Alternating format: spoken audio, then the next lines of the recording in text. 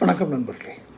யூடியூப்பில் நான் வெளியிடுற வீடியோக்களில் பெரும்பான ஒரு 50% என்னுடைய வருமானத்திற்காக கூட நான் அந்த நோக்கத்துடன் வெளியிடுவேன். நான் மறுக்கவில்லை.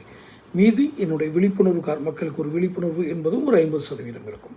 இரண்டும் கலந்து இருக்கும். என்னுடைய வீடியோக்கள் பார்த்தாலே தெரியும். ஒரு செய்தி என்னை சட்டையை பிடித்து உலுக்கியது. என்ன தெரியுமா? மலக்குழி மரணங்கள். செப்டி டேங்கில் க்ளீன் பண்ணும்போது அதுலேருந்து வெளியேற விஷவாயுவினால் தாக்கப்பட்டு இறக்கும் மலக்குழி மரணங்கள். இப்படி ஒரு மனிதர்கள் மனித கழிவுகளை அள்ளக்கூடாது என்று சட்டம் இருக்கிறது. 2013ஆம் ஆண்டு அந்த சட்டம் திருத்தப்பட்டிருக்கிறது. இப்படி மனிதர்கள் மனித கழிவுகளை அகற்றுகிறார்களா அல்லது வேறு வகையில் இயந்திரங்களை கொண்டு அகற்றுகிறார்களா என்பதை கண்காணிக்க குழுவும் இருக்கிறது.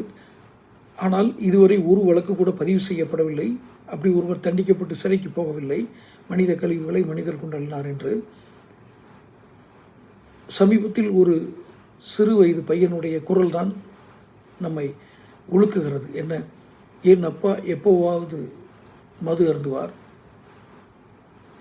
அவர் இப்போது இறந்து விட்டார். அடிக்கடி குடிக்க மாட்டார். ஆனால் என்னைக்காச்சும் இந்த வேலை பார்க்கும்போது மட்டும் குடிப்பார். இந்த வேலை மலைக்குழிக்குள்ளே இறங்கும்போது இறங்கி வரும்போது அடிபட்டால் குடிப்பார். அப்படித்தான் போன வாரம் குடிச்சிட்டு வந்தார். அப்போது அந்த சின்ன பையன் சொல்கிறான், அந்த பையனை தன் மார்பில் படுக்க வச்சுட்டு அந்த அப்பா சொன்னது, சாமி உன் அம்மா உலகம் தெரியாதவள், எனக்கு ஏதாவது ஆச்சுன்னா அவன் அம்மாவையும் 2 தம்பிகளையும் நீ பார்த்துக்க அப்படின்னு சொல்கிறார். ஏன்னா அவருக்கு இந்த மரணங்கள் இப்படித்தான் நிகழும் என்று தெரிகிறது. அவர் குடியினால் இறந்தாரா, மலக்குழியில் இறங்கி காயப்பட்டதினால் இறந்தாரா? இறைவனுக்கு தான் தெரியும். இங்கு சாட்சிகளுக்கு நாம் அரசு இயந்திரங்களையோ அரசு அதிகாரிகளையோ மனசாட்சி இல்லாமல் அவர்களை கூப்பிட முடியாது. ஆனால் இதெல்லாம் ஒரு முதல்வராக இருப்பவருக்கு தெரிந்திருக்க வேண்டும். மலக்குழி மரணங்களில் முதலிடம் யாருக்கு தெரியுமா? தமிழ்நாடு.